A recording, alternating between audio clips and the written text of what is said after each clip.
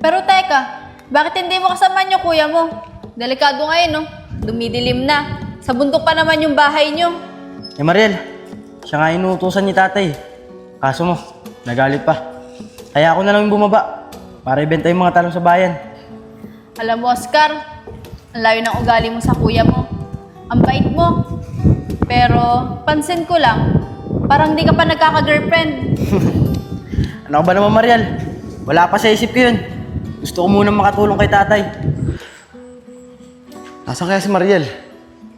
Nino ko pa siya hinahanap eh. Hindi ko makakita. Teka.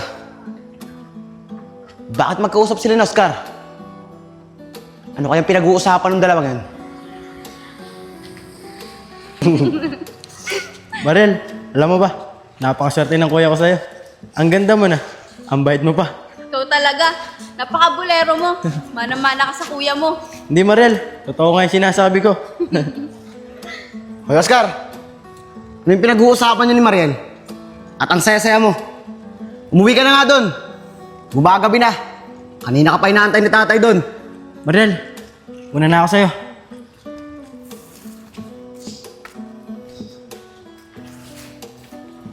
Mariel, ano yung pinag-uusapan niyo ng kapatid ko? At ang saya-saya niyo. Wala lang. Tinatanong ko lang kung bakit hindi pa siya nagkaka-girlfriend. Ikaw, ang dumi-dumi ng isip mo.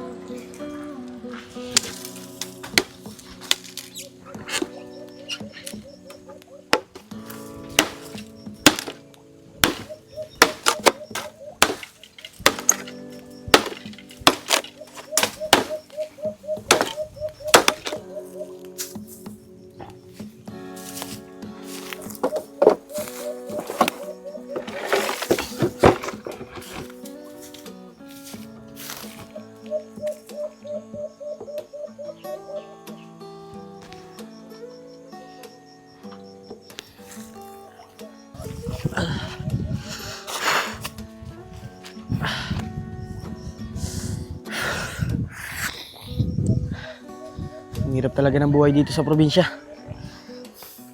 Sasabihin ko na kay tatay.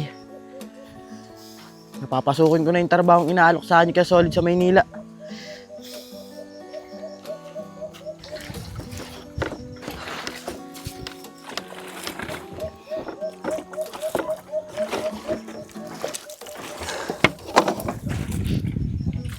Oscar anak, tama na yun, pahinga ka muna. Tawagin ko lang yung kuya mo. Ikaw na nga yung nag-iigib. Ikaw pa yung nagdidilig. Hayaan mo na siyang bahala dyan. Hindi na po tay. Kayang-kaya ko na po to. Huwag mo nang tawagin si kuya. Baka mamaya, kung ano-ano pa pagsasabihin niya sa'yo. Hindi anak. Kailangan tulong-tulong tayo. Sige na, tatawagin ko lang yung kuya mo ha. Sige po tay.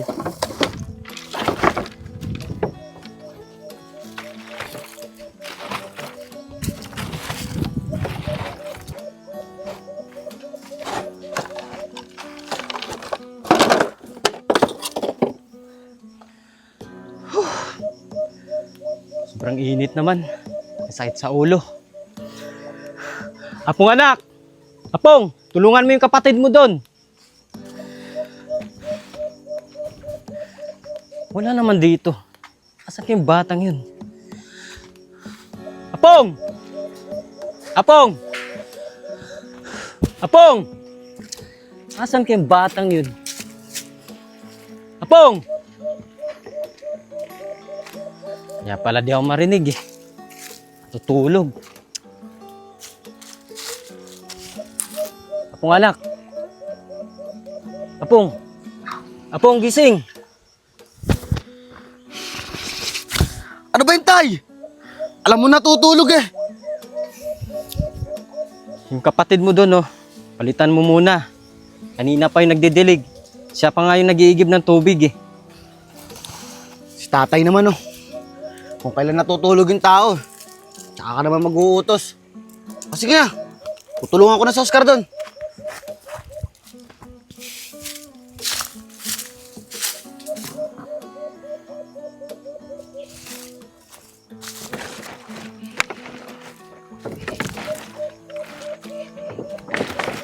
Oscar! Sige na, tama na yan. Ako naman magdidilig dyan. Talaga ba kuya? Baka naman masama pa ang loob mo sa pagkakautos sa'yo ni tatay. Ano na nga yun? Dami pa sinasabi. O sige, ikaw ang bahala dyan.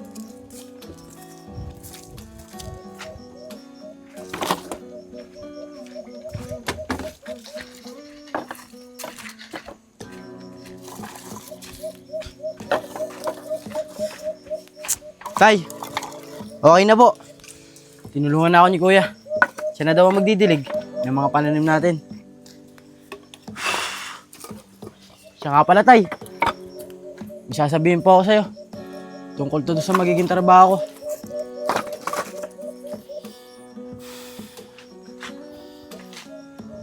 Anak, di ba napag-usapan na natin yung tungkol sa bagay na yan?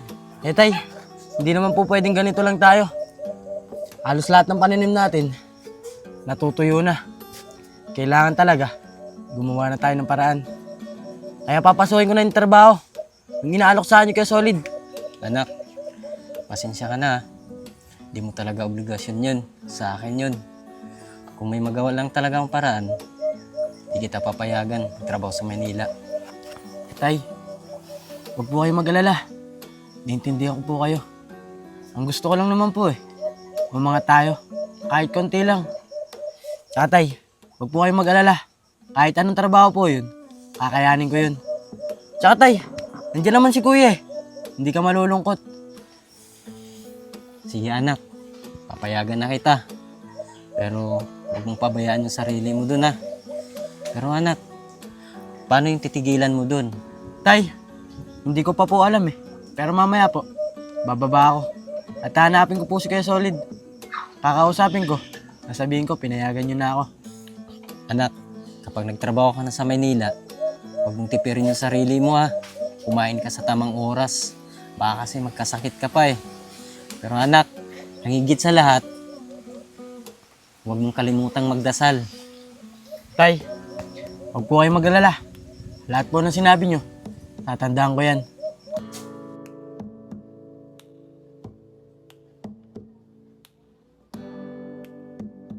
Mariel, huwag sana sasama loob mo sa akin na. Yung manliligaw mo kasing si Apong, parang hindi ko bet yung ugali niya. Bakit naman, Casey? Kahapon kasi, nakita namin si Oscar. May dala-dala siyang talong, dadalin daw niya sa bayan. Dapat hindi siya nagdadala nun. Dapat si Apong, kasi siya yung musotanda sa kanya. Alam ko na yan. Sinabi na sa akin yan ni Oscar kahapon. Alam mo, kaya hindi ko pa rin sinasagot si Apong Dahil hindi pa ako sigurado sa kanya. Yayag, pinabati kita. Dahil magiging pulis ka na rin, nakatulad ko. Lahat ng mga pangarap mo, natupad mo na. Kaya masayang-masaya ako para sa'yo. Kuya, maraming salamat sa'yo. Kung di dahil sa'yo, hindi ko makakamit mga pangarap ko. Nagpapasalamat ako sa Diyos at nagkaroon ako ng kapatid na katulad mo. Siya nga pala kuya, kailan ka madidestino dito sa atin? Yayag, malapit na. At alam mo, sa tingin ko, mukhang magkakasama tayong dalawa dito. Kuya, sayang no. Kung nabubuhay pa si nanay, siya si tatay.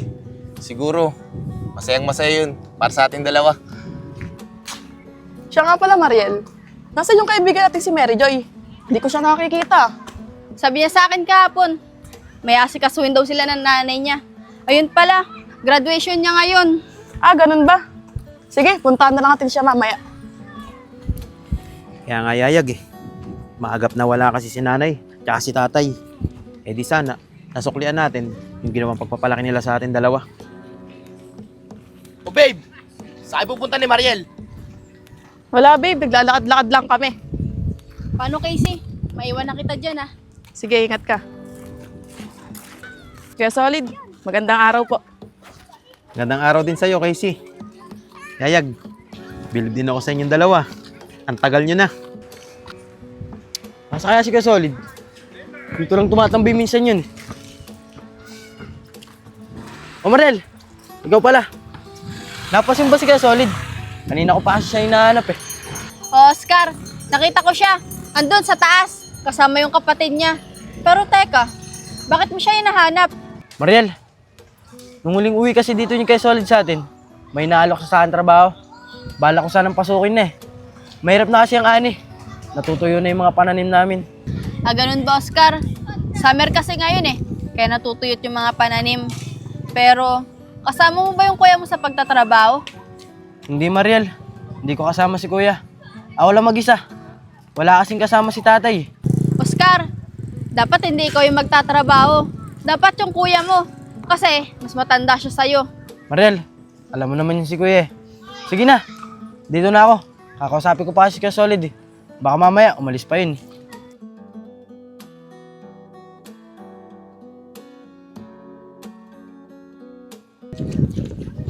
Alam mo kuya, mahal na mahal ko to si Casey.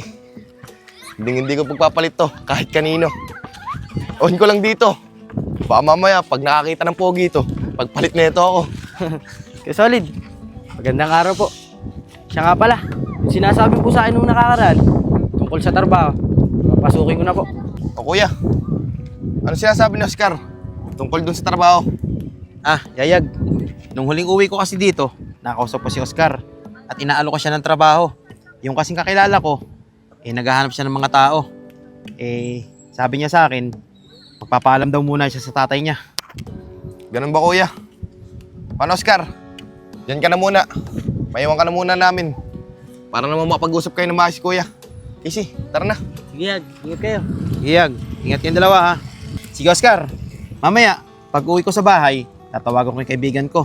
At baka sa susunod na araw siguro, bibigay ko sa yung address. At sabihin mo, pinapunta kita ha.